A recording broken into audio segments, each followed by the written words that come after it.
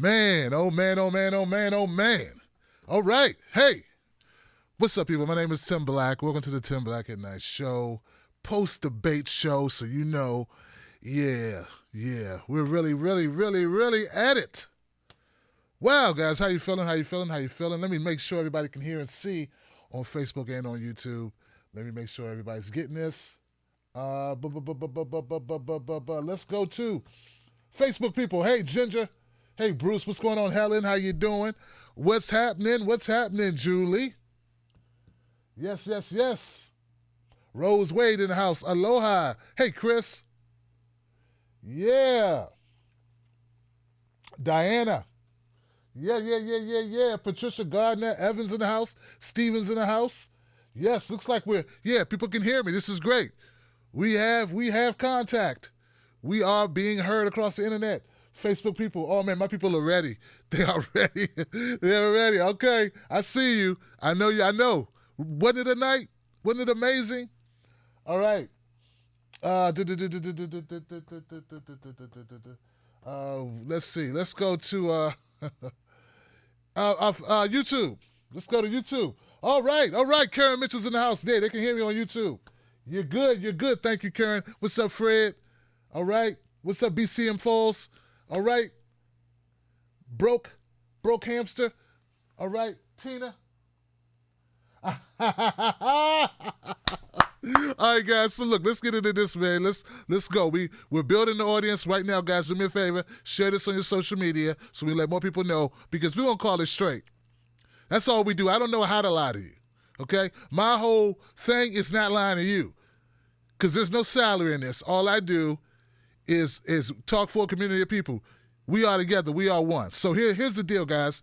I sat down to this debate not expecting too much, right? Because I'm really looking for the night 2 to be the big night. And boy, was I surprised. I was shocked even. Heavens to Murgatroyd. Exit, stage left. So what we saw tonight was crazy.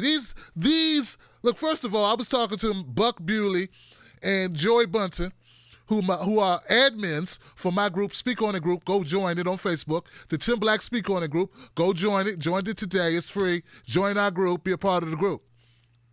We were talking. I'm live tweeting, and then I'm on Facebook, and I'm live tweeting, and I'm talking to them, and they said something, and I want to just give credit to my whole team, because this is the truth. There were about 7 Republicans on that stage tonight. There was a whole lot of Republicans on the Democratic stage. I almost thought maybe we're in the wrong debate. Maybe the RNC is running. I don't know. I thought, did somebody challenge Trump? I mean, it sounded a lot like we had a bunch of Republicans on the stage tonight. Give it up for all the Republicans that came out to debate tonight. Yeah. Whole lot of Republicans were on that stage tonight. Only a couple Democrats. Woo! Ugh, these people got some horrible policies. Oh, man. Lowered expectations. Everything. Every policy. So let me just start from the top, man. Okay. The whole night was about knocking down Elizabeth Warren and Bernie Sanders. That was the goal of CNN. Let's put Bernie Sanders up so you can knock him down. Let's put Elizabeth Warren up so you can knock her down. That was the entire night. That was their whole strategy for making this a substantive debate. That was it, guys. Oh, let's talk about Medicare for All and see how many holes we can punch into Medicare for All. Right? That's all they did the whole night, just punch holes in Medicare. I thought I was watching a Joe Pesci movie, a Robert De Niro Joe Pesci movie. He was just punching holes, and that guinea sucker, that guinea bastard, they was hitting Medicare for All with a nice pick, guys, right in the throat all night. That's what they did. It was despicable. It got so bad at one point where Bernie Sanders said, you know what? You know what you're doing? You are creating a campaign ad. You are creating a campaign ad for the Republicans right now. That's what this is. You are using Republican talking points, Jake. That's a Republican talking point. That's all it is. You know, Bernie got pissed off, man, and Bernie started becoming the Bernie that we love, because he started punching back. Yeah. He let a couple of dams fly. Yeah, he had to, man. It was despicable what they were doing. Why would anyone want to give up their crap insurance for free insurance? Why would anyone want to give up their current health care for health care that's cheaper but better? No one would want to do that. That's crazy. Why would anyone want to do that? It makes no sense. Sure, we like overpaying for substandard service because we're used to doing it, so why would we want to stop doing it? All right, so let's be more specific, guys. All right. I was surprised. I was impressed with Bernie Sanders and with Elizabeth Warren. Yeah, Elizabeth Warren did a good job. When Elizabeth Warren needed to, Elizabeth Warren stepped up, guys. So we don't give it up for Elizabeth Warren tonight. She stepped up a couple times in key moments. She did her thing. And actually, because see, look, this is real. We keep it real. She stepped up first, okay? Because they were coming at Bernie first. And they were throwing stuff at Bernie, and Elizabeth stepped up like, all right, cut the hickory smoke, cut the doodads and the blubber blabber and the fudgety sticks. Shut the front door and cut off the lights. This is, gee willikers, this is stupid. Yeah, so Elizabeth Warren, they pissed her off. She almost said darn. She was this close to saying darn it. Even Elizabeth Warren got tired of the nonsense, guys. It was ridiculous. Guys, I'm trying to tell you that we saw, plain and simple, that the biggest enemy to progressives is not Republicans. No, the biggest enemy to progressives and progressive policies, it's not Republicans. It is centrist, neoliberal, sellout, corporatist Democrats. That's who it is. It's the John Delaney's. It's the John Delaney's brand of politics, if you even call it that. John Delaney, he might as well just be out there. He is a prostitute for big corporations. That's all he is. So he had to get punched in the mouth a couple of times, like 3-4 times by several different people. I got some specific notes. Let's refer to our notes for a couple of things. So I said there were about seven Republicans. One of the Democrats that were on that stage, and I don't even want to say Democrats, I'll say one of the forward thinkers on that stage was Marianne Williamson. Marianne Williamson kicked major butt tonight. In fact, guys, I'm going to say it. Marianne Williamson stole the night. I think if you watch this objectively, you watch it and you're not like, oh man, she's going to be all philosophical. If you just watch, she had the best finger on the pulse of what needed to be said when it needed to be stated. And she wasn't given a lot of opportunity. So given a limited amount of time, she made the most work for her. She made her opportunities work for her. She had some standout lines. She even said it. She said something like, I don't even know why you guys are running. Why you're Democrats? Why are you Democrats? Sounds like you want to be Republicans to me. She actually said that. And it was true. And Elizabeth Warren said something very similar too. She's like, I don't understand why you go through all this trouble to run for president and then say there's a bunch of stuff we can't do. Because the whole night was full of John Delaney, John Hickenlooper, Tim Ryan. Yeah, Tim Ryan, all throwing as much cold water on any big ideas that were there. And to a lesser degree, so does Steve Bullock. I mean, this guy, he comes in the race late, and all he wants to do is be a naysayer for the most part. I think he kind of caught himself like, I'm beginning to sound like these other guys. I'm beginning to sound like John Delaney, and no one likes that guy. I mean, I'm a sitting governor. I don't need to sound like a jerk like these guys, right? Pretty sad.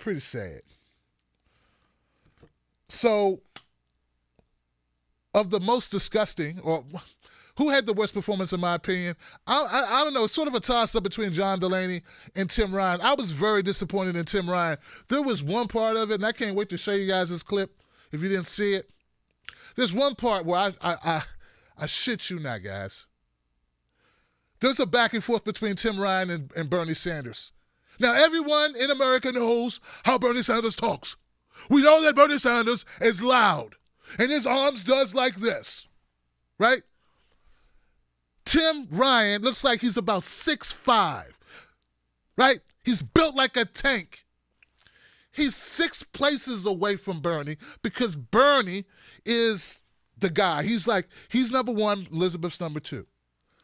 Can you believe that Big Tim Ryan said, you don't have to yell, Bernie? Everyone in Ohio should have just said, you know what, that's it for this guy. Screw this guy, he's out of there. You don't go on the world stage and complain about 76-year-old Bernie Sanders scaring you. And that's exactly how he sounded. He sounded petty and weak. What you gonna do? You want to go up against Trump and be like, oh, Trump said mean things to me. You don't have to call me names, Trump. I'm gonna go tell my mommy you call me names. You're in a debate. The guy is passionate about what he's talking about. And another thing, Tim, unlike you, who didn't learn your lesson when Tulsi Gabbard ate your lunch. No, she didn't just eat your lunch. She took your lunch money, and then when you started bringing your lunch, your bag lunch, she took that too. And she ate it in front of you like this. Oh, you look hungry. I know the cost of a lunch. That's why I'm eating yours, Tim Ryan. Tastes good. Just like chicken. Tim Ryan learned nothing from getting his lunch eaten against Tulsi Gabbard. He came out against Bernie and tried the same thing. Someone told these losers, Tim Ryan, the John Delaney's, Hickenlooper, someone told them, the only chance you got is to go after Bernie Sanders, and they kept going after him, and none of them were successful. And it was sad. It was pathetic. It was beneath them. It was unnecessary. Tim Ryan knows not what he talks about. He even talked again about foreign policy. Tim, you've already been discredited on foreign policy. Why are you talking about foreign policy? Why? Why are you talking about we need to be engaged? We need to be more engaged. Someone else's kids need to be more engaged is what you're saying. Not your kids, though. You don't want your kids to go back to Afghanistan. You don't want your kids. Talk about other people's kids need to be more engaged in foreign policy. We need to be more engaged. All right, so now, Beto O'Rourke. I said Beto O'Rourke needed to have a big night. He didn't have a bad night, but he didn't have a good night. He didn't have a game-changing night. Beto O'Rourke needed a game-changing night. I told you if he didn't have a game-changing night, I'm going to start a petition to get him out of there. Yeah, Beto O'Rourke is collecting way too much money for a guy who doesn't stand a chance. Beto O'Rourke did not have a game-changing night. He did not get embarrassed like he did last time against Julian Castro, who embarrassed him. Well, luckily, there was no Julian Castro there to embarrass him this time. But he did not shine. He was outshined by, dare I say, Mayor Pete Buttigieg. Pete Buttigieg outshined him. Pete Buttigieg did a better job. Well, because Pete Buttigieg is a better talker, right? And basically a better BSer when it's need to be, okay? Let's just keep that real. Let's keep it 100. There's a couple of things, because I watched the entire debate, the entire thing, bell to bell. I noticed that there is this thing that they were doing. CNN was doing this offer show. This is all entertainment. That's all this is. They want you to see the carnage. They want you to, yell, root for your favorite candidate. They want you to scream and anger and agony and frustration, and they want you to be engaged in it, right? So what they do is they pull things out of each candidate to kind of go at them at different points. One was Amy Klobuchar. Now, Amy Klobuchar, in her opening remarks, everyone took shots at Senator Elizabeth Warren and they took shots at Bernie Sanders. All of them took shots at Bernie Sanders and Elizabeth Warren. But in Amy Klobuchar's opening statement, she said something to the effect of, I'm not going to lie to anyone here to get votes. like some of the other candidates. I'm going to tell you what I can do, blah, blah, blah, blah, blah, blah, blah. So Dana Bash, who is really good at,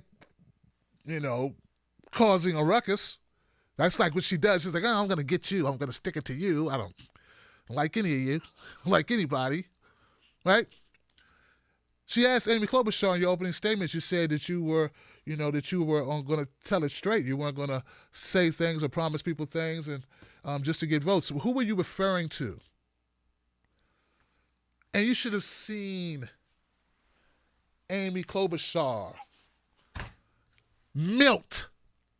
Look, I got nothing against a person who doesn't want to mix it up, who's too polite, who doesn't, who's polite, who doesn't want a problem, doesn't want drama. I get that. But don't sell wolf tickets in the beginning of the debate about these other people, which you're basically saying are a bunch of liars and connivers and shysters. And then when asked who you talking about, all of a sudden you get amnesia. Amy was like, what, me? I don't know what you're talking about. But I got a great story I can tell you about something that happened that I won't have time to finish. Hey, how about I do some word salad? How about I make you a word salad real quick? I got some croutons and some cucumbers and some tomato slices I can throw in there. Got some homemade blue cheese I made in the back. I could get that for you. She started word salading because she punked out. And the whole time, Elizabeth Warren is sitting over there like, oh, yeah, I wish you would say my name, girl. Oh, I wish you would say my name. Gee whiz, I really would love for you to say that I'm lying so I can come at you. I'll come across this desk and kick your butt, Amy. That's right, girl. You need to keep it tight. Keep it tight. Keep it tight. So I lost a lot of respect for Amy Klobuchar. Like, one of those people who like to talk tough, but when time comes, had nothing there. John Hickenlooper famously, like every time I turn around, it was John Hickenlooper or John Delaney bringing up Medicare for all and doing their best to shoot it down. Even when the question wasn't even about health care, they were still shooting it down. And you would think that these bad trade deals, horrible trade deals, that we all can agree looking back like, ugh, NAFTA, it sent jobs overseas. Like everyone knows that now. Even Republicans are like, dude, NAFTA was sucked. Hickenlooper and Delaney were talking like it was still a good idea.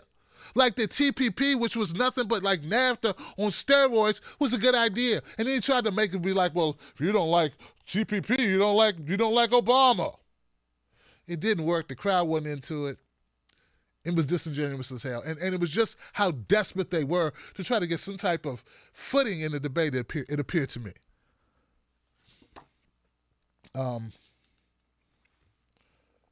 Yeah, I loved Elizabeth Warren line about, it seems to me like you're going through a whole lot of trouble to run for president just to say, hey, it's a whole bunch of stuff that we aren't going to be able to do. And that's Amy Klobuchar. That is the Steve Bullock guy, who's a good talker, good communicator, but uninspiring. He's a really good actor. And let me take the he's a good actor. But they're selling you nothing. It's like Marianne Williamson, Senator Elizabeth Warren, Senator Bernie Sanders. They were selling. It's like they're giving you something to aspire to. As Bernie pointed out, we need a revolution and people need to be inspired to come out. You need to get people excited. And none of these people, none of these pragmatists, and they're proud pragmatists. The Delaney guy is proud to say, well, we can't do that. That's stupid to try that. It's stupid to try to give people health care. It's stupid to raise minimum wage. It's stupid. They said, Pete Buttigieg even said he said he disagreed with erasing student debt. As if you got a pile of student debt, that if you didn't pay that, you wouldn't be spending it in our economy. Marianne Williamson explained it. Marianne Williamson, the book writer, the author, she explained it more succinctly than it was explained by others. If you're a young person or an old person or whoever you are, you got a bunch of student debt. Well, if you're not spending all your money on student debt, you're going to put it back into the economy. You need to have an economy that is favorable to citizens, not just to the big corporations, which is basically, it seemed like John Delaney and Hickenlooper, that's all they cared about. And if you notice, I haven't talked much about Beto O'Rourke because he really didn't say much. There was really not much that he added to these conversations. So there was one part about taxes, right? So Elizabeth Warren, she's got the 2-cent tax thing, and that 2-cent tax on anything over $50 million. You're $50 million in $1, you're going to get 2 cents for every $50 million in dollar after that, right? So you're going to pay 2 cents on that. You should have seen John Delaney's face melt just from that. Like, he couldn't handle it. The fact that him and his rich buddies might have to pay 2 cents. It's unfair, it's unconstitutional, that people will have to. Folks, I'm telling you, and I mean this sincerely, I feel like some of these people are planning it just to thwart the progressive movement in America. They are there. They are there only to harass Bernie Sanders and Elizabeth Warren. Now, I'm not totally sold on Elizabeth Warren, but I'll tell you, tonight went a long way in convincing me that maybe, just maybe, she is serious, because she stood her ground a number of times. She did not buckle when being questioned. And she got a little word salady at times, a little flustered there, but she was strong in her convictions. That's what I want to see from Elizabeth Warren. I think that's what most, speaking from myself, that's what I need to see, but also based on the conversations I had with all of you guys, based on the phone lines when you call up on Fridays on Freedom Friday. That's what you want to see. That's what you need to see. And Elizabeth Warren was showing that tonight.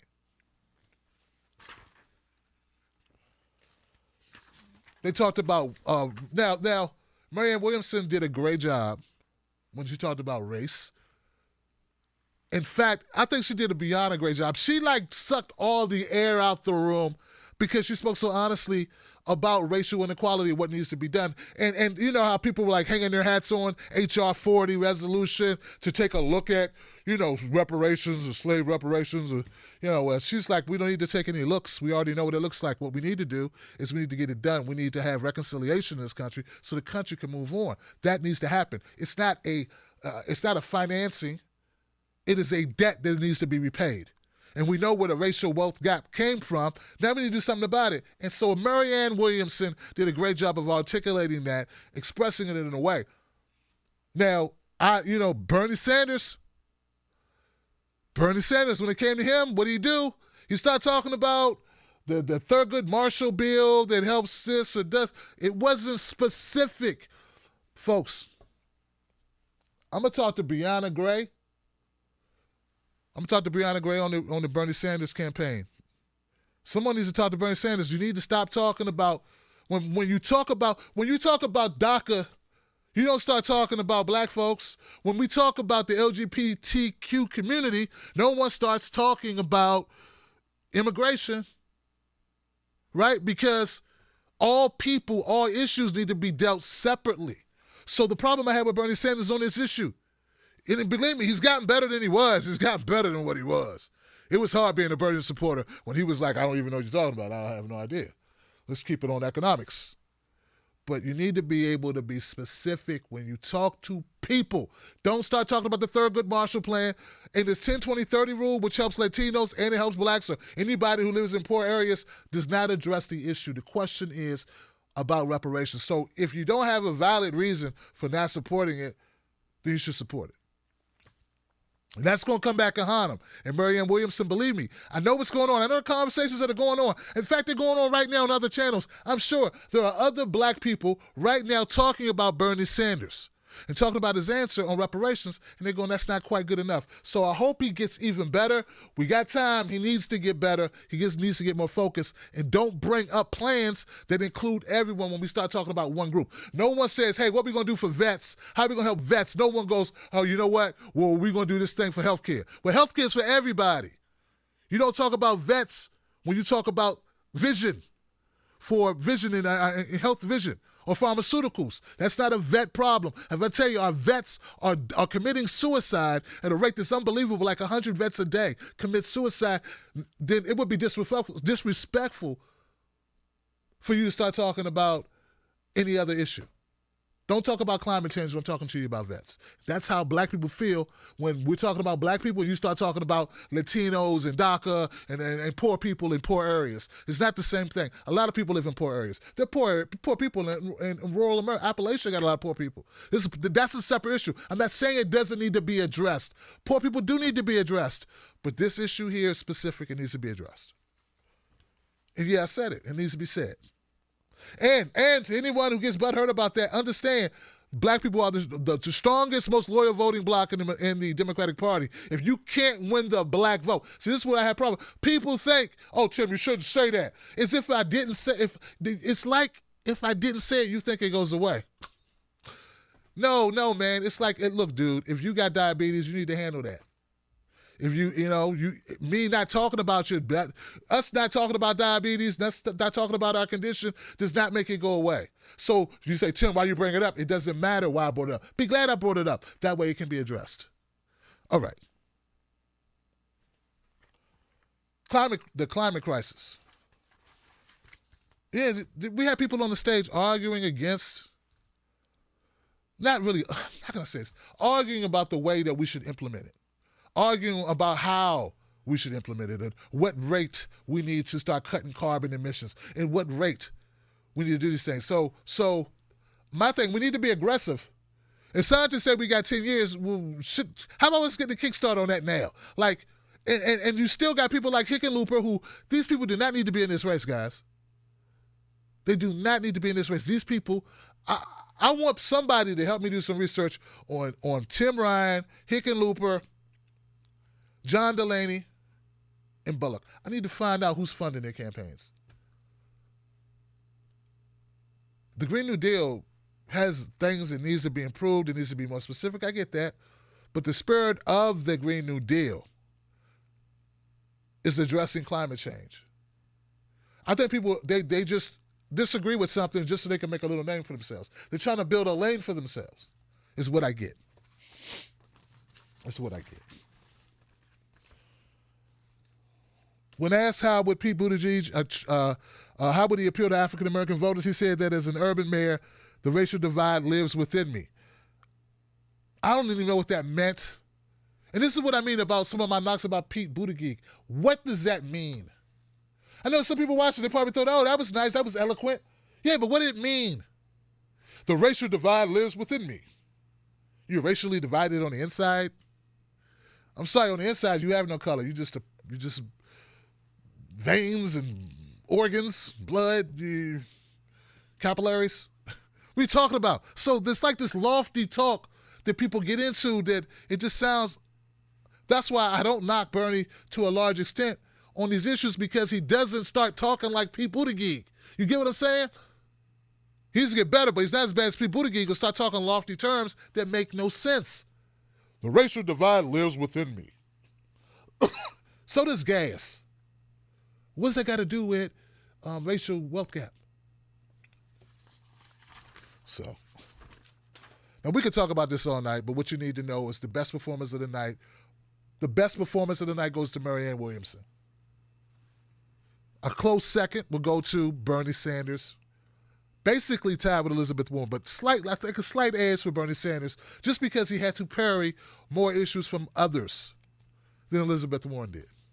But Elizabeth Warren, like I stated, I was surprised to see her be a team player with Bernie Sanders based on what happened in 2016. I wasn't sure if that's who she was. At least tonight it was. Now, I realized that maybe it was just strategy.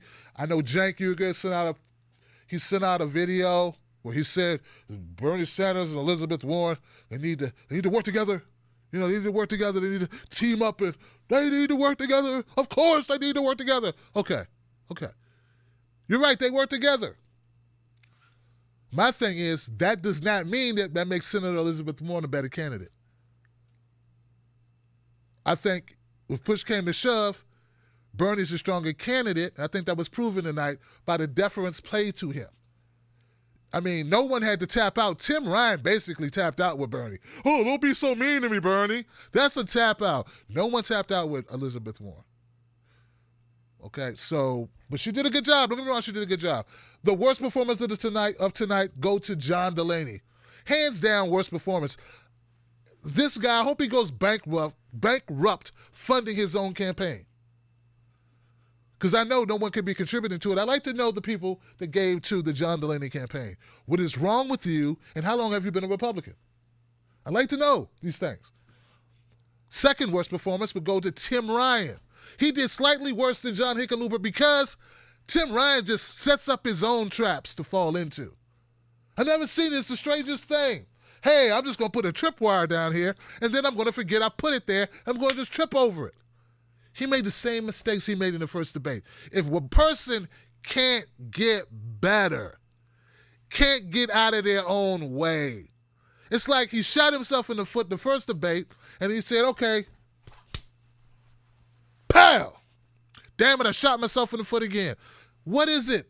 Is someone paying Tim Ryan to be Tim Ryan? I don't get it. Third worst performance goes to Hickenlooper. Yeah, Hickenlooper. This guy's, everything's doom and gloom, man. Everything, oh, we can't do that because of Trump, and it just makes no sense. It's unfeasible. Everything's unfeasible that helps you and I. It's all unfeasible, but as Bernie put it, it's never unfeasible to spend money on wars. It's never unfeasible to get big tax cuts. No one says it. Look, Democrats need big, bold ideas. Republicans don't worry about what Democrats say. There was one line that Pete Buttigieg got right. So let me correct the record. There was one line he got right when he said, we need to not worry about what Republicans think about Democrats, because even if we go far left, they're going to call us crazy socialists. Even if we go to the middle, they're going to call us crazy socialists. We need not worry about that. We need to worry about getting the best policies. My only problem with Pete Buttigieg is I don't think he has the best policies, and I don't think he does. He hasn't shown to me that he has the conviction to carry forth those policies that are good that he may possess. So top three, you got him. Top bottom, you got him. Everybody else in the middle. Pete Buttigieg, I think he didn't hurt himself. He may have moved up a slight, I don't know if he's going to get a bump, but I think Beto O'Rourke has shown that he cannot break out. I think it's obvious, folks, all things being equal, he's just not the guy to get it done. And at this point, people who give this campaign got to start thinking, why am I doing this? Why am I helping Beto O'Rourke sit in the middle? Same thing on Amy Klobuchar. Why are we helping Amy Klobuchar? Amy Klobuchar, that's another one. I haven't talked about her much because when she talked, it was very much uninspiring. There wasn't much there.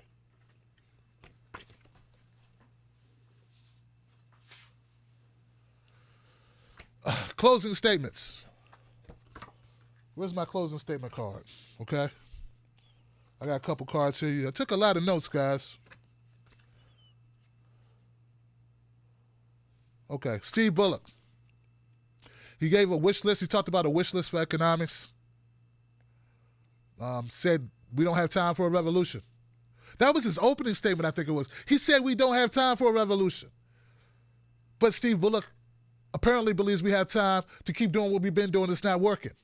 I mean, if all the money is going basically to the top and the people in the middle are getting screwed and the people on the bottom are screwed over, then what do we have time for exactly, sir? No, we damn sure got time for a revolution. In fact, any time we spend not fighting for that is wasted time, Steve. You're uninspiring, sir, and you're disingenuous. If you were hurting, you would want us to take the boot off your neck. That's a form of revolution. We need bold action right now. That's what America needs. And these people that believe that they're going to beat Donald Trump being nice, you're not going to back your way in and, oh, God, we beat Trump. How'd that happen? That's not how it's going to get done, Steve.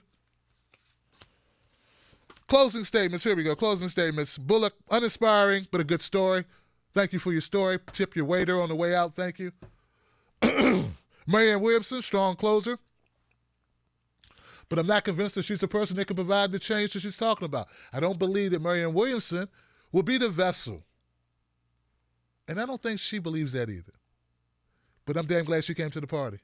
You understand what I'm saying? Like, she had something to say, and I'm glad she said it. Delaney, all about what we can't do and about divisiveness. You know something? To all you neoliberal people in the middle, I don't believe divisiveness is the reason why almost 100 vets commit suicide. I don't believe that's the reason why people are ODing off of opiates. I don't believe that's the reason why we got mass incarceration.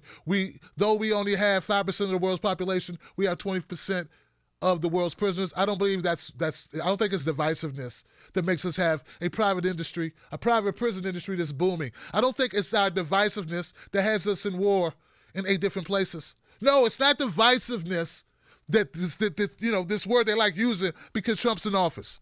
Last time I checked, before Trump was in office, we still had mostly segregated cities. We still had discrimination. We still had racism. We still had xenophobia. We had all these phobias. They just weren't talked about so much. So his whole thing about divisiveness is, when I hear that type of stuff, my brain cuts off. I would stop listening and turn off the TV, but I had to keep taking notes. Hickenlooper actually said in his closing argument, "I'm as progressive as anyone up there." And I was wondering if the guy's eyesight had left. You know there's still people on the stage, right? Maybe you should say that when it's over and everyone's left the stage. Only way you'd be the only progressive on stage is if everyone was gone and you were the only one on stage. Then you could say you're the only progressive on stage, or you're just as progressive as everyone else on stage, because you are not progressive, Hickenlooper. In what world? That's why we need to get rid of labels totally, because people like Hickenlooper can claim them. Guys from Colorado. He say, "I'm a Washingtonian." No, you're not. Well, yes, I am. I'm a Washingtonian. You weren't born in Washington. So what? I'm a Washingtonian. Amy Klobuchar wants to tell you a sad story, but give you no inspiring feeling at all that she's a person that could create a happy story from that sad story. Don't just tell me sad stories, Amy Klobuchar, and not be the woman or the man or person, the human being, the individual, the candidate that could turn that sad story into a great story of triumph. Amy Klobuchar, you do not inspire that. And you telling me I've won every election I've been in, probably because you raised more money than the person that ran against you. Okay? All right? And also, I've been trying to put my finger on it, what it is about Amy Klobuchar I don't like. And finally, you talking in your close of the night told me what it was. You know what it is, guys? She's a former prosecutor, just like Kamala Harris. I don't vote for people that lock people up. I vote for people to get innocent people released. Done with you. Beto O'Rourke, he had a decent closer.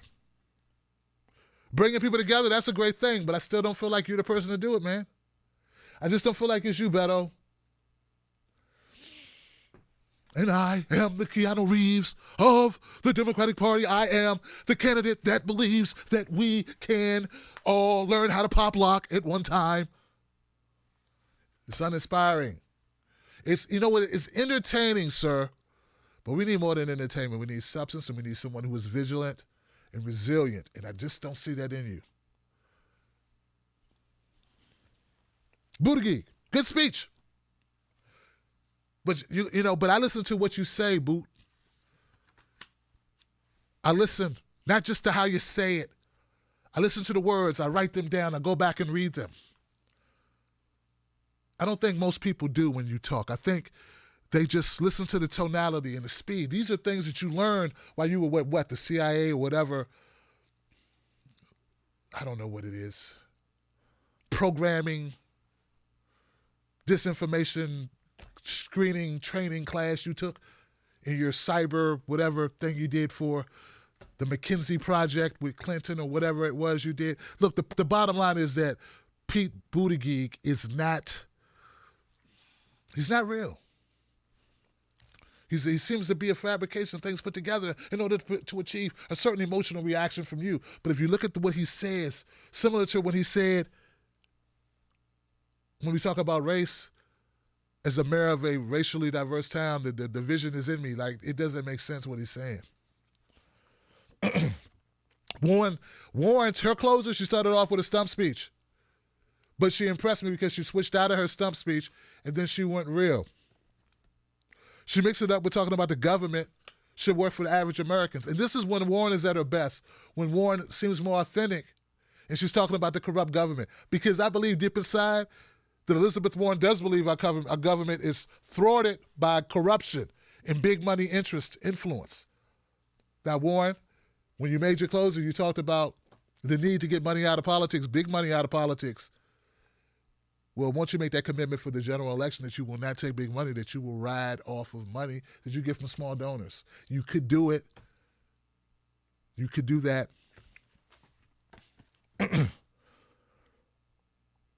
Oh, and I'm sorry. Let me just say this before I go to the big finisher for the night. I will say this. Marianne Williamson had another line, guys.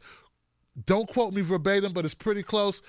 it was a question. We were talking about big money in politics, and Marianne Williamson said she turned to. Now remember, we're talking about a 5'1", 95-pound woman who's not a politician turn into these powerful senators and congresspeople and governors and mayors. And she says to them, I find it funny that you want to talk about getting big money out of politics when some of you take tens of thousands, some of you hundreds of thousands of dollars from big money interests. And now you want to tell the American people that we need to get money out of politics. I think that people go yada, yada, yada, whatever. Oh, my God. Real deal, man. I love it. Last but not least, Sanders had a closer. Effective. It's the revolution story. You heard it before. But it's realistic because nothing here is going to change unless we change it. And when he ended it on a real-life story, and not one of those stories we just pick somebody out. I met Debbie in the backwater town who's working as a waitress, line cook at a deli, and she told me about her mom. And no. He talked about in Michigan going on a caravan, taking 15 other people from Michigan into Canada to get their insulin, and how that was shameful that they had to do that. That he had to take these people. They had to go to Canada to get their insulin at an affordable price. That's going on in America, and that they went there and they paid 1/10 of what it would have cost them here in the States. And that is corruption at its finest. And it's for all these industries that are like that. And we need to change that. So I think Bernie did a great job of telling that story. It's irrefutable. There's no one in America saying, well, that's fine. Should have to pay 10 times as much for the same product that could save your life. There's not a single person, whether you are Republican or Democrat or conservative or liberal or whatever you are, progressive, no matter what you call yourself, and if you don't call yourself anything, if you're agnostic, who would say that that's a good policy and that's something that's worthy of a people that live in the richest country in the history of countries. This makes no sense. And we're going to start realizing, one day, hopefully we'll realize that we're all getting screwed over no matter what color we are, no matter who we date, who we love, what we do, or who we pray to. We're all getting screwed over by the same people, just in different ways. All right, guys, I want to go down to comment section. I want to go to super chats. Look, tomorrow, same bad time, same bad channel. I will be here. Right after the debates, giving you the breakdown, honest breakdown. Winner of the night, Bernie Sanders, Elizabeth Warren. Standout of the night, Marianne Williamson. Worst display, John Delaney, hands down. Be here tomorrow, right after the debates. I don't know how long they went. I think it was to 10:30, 2.5 hours. All right, so let's go to Super Chat and see how people are doing. And don't forget, guys, Facebook, Speak On It group, Tim Black, Speak On It group, Facebook. Join me. As long as you're speaking from the heart, you're keeping it real, anybody can post. My admins, Joy and Buck will be there. I'll stop by, say hello to everybody tonight. Come join. Okay, guys. Now, first of all, Bethlehem, what's up, Beth? Bethlehem said, oh, Bernie. Thank you for the super chat, Bethlehem. Whack-a-rain. MSNBC is covering anti-Bernie agenda right now. Oh, MSNBC is covering an anti-agenda Bernie, anti-Bernie agenda? Yeah, I'm sure they are. That's what they do. Absolutely right. And thank you for that super chat, and thank you for updating me. And you know what? There's going to be some videos coming out where I'm going to refute a lot of the nonsense. It's ridiculous what they're doing. Kevin Thursby. Hey, Tim, an amazing Wolfpack from Melbourne, Australia. I love the show. Well, thank you, Kevin Thursby, man. Thank you for the super chat. We love you back. Thank you for being a part of the Tim Black Wolfpack. Guys, don't forget. Let me get this, man.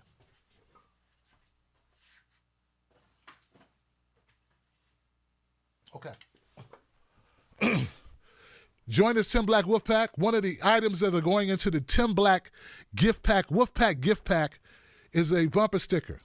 We got bumper stickers and all other types of swag to give out for free for people who join the Wolfpack. If you join the Wolfpack with a $5 a month donation to the show to keep the show going, well, I'm going to send you gifts. And one of those gifts, inside your gift bag, is going to be a bumper sticker, buttons, all types of stuff, stickers, and all types of cool stuff, because I want to let you know how much we appreciate you. So, Kevin, join it. Become a member of the Wolfpack. All right. Curry Holder. Curry Holder says she got rid of cable. I'm much more enjoyable. Well, thank you, Curry. I love you, sis. Thank you for holding it down. Thank you for being here. And this will be on the way this week. Tiffany. And Tiffany just said, here goes the super chat. Well, thank you, Tiffany. Thank you, Tiffany, for giving to the super chat. Yeah. I'm pumped up. I had a great time. I'll see you tomorrow. Until we talk again, remember, patreon.com, Tim's Take Live, or you can join on YouTube, or you can join on Facebook, or you can join PayPal, timstake2@gmail.com. And don't forget, join Freedom Friday. If you don't tune in tomorrow, don't forget Freedom Friday. I would love for you to call up and tell me what you think about the debates. Right? So we open up phone lines on Friday, every Friday, so call up. I'll see you on the next one. Remember, don't let nobody take your cornbread. All right? And also, what's that? Sprinkle some facts on them. That's right. Sprinkle some facts on them. That's right. We got a new member, guys. We got a new member. Who's this? New member. Welcome, Carla Curley. Carla Curley, welcome to the Tim Black Wolfpack, Carla. Glad to have you. Bam. I'll see you soon. Oh, Carla, email me at timstake2@gmail.com. Send me your mailing address so I can send you your Wolfpack gift pack. That's right.